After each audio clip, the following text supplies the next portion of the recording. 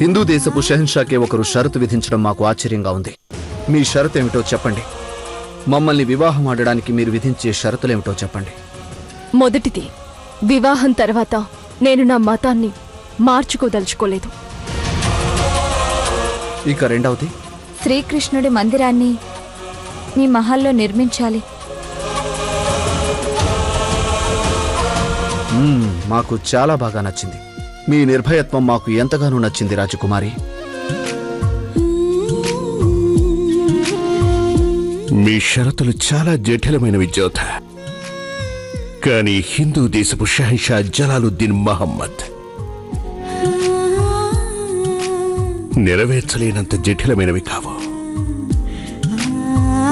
జోధా రాకుమారి, మేము మీ 2 షరతులను అంగీకరిస్తున్నాం.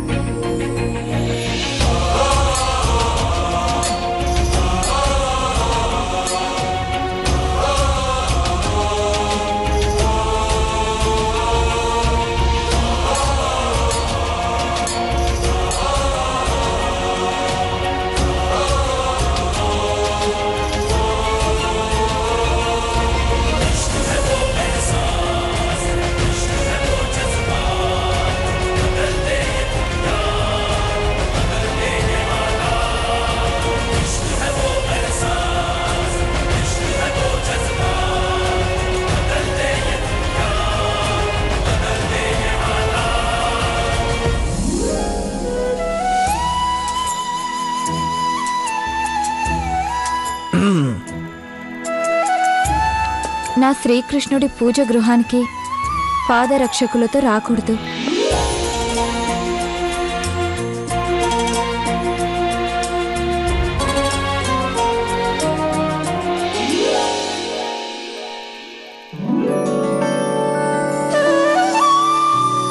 అయిందా? ఎదుగా అయిపోయింది.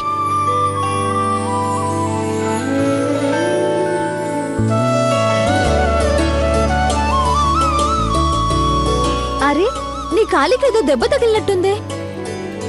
మనసుకి తగిలిన దెబ్బ కంటే ఇదేం పెద్దది కాదా?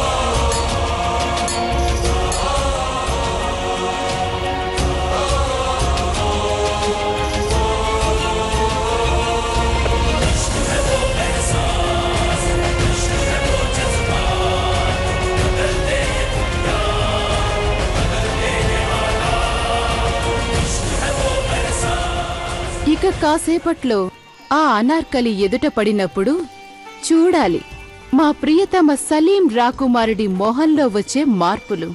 సలీం రాకుమారా, ఇక నీ ప్రేయసి అనార్కలి నీ కళ్ళ ముందుకు వస్తుంది. కానీ ఒక నాట్యగత్తెగా వస్తుంది. ఇదే నేను నీకిస్తున్న కానుక.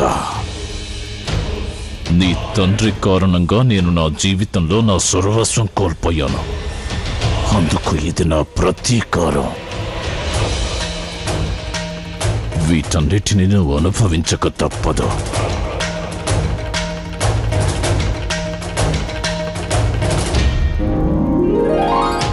ఇప్పుడిక ఆ సమయం వచ్చేసింది.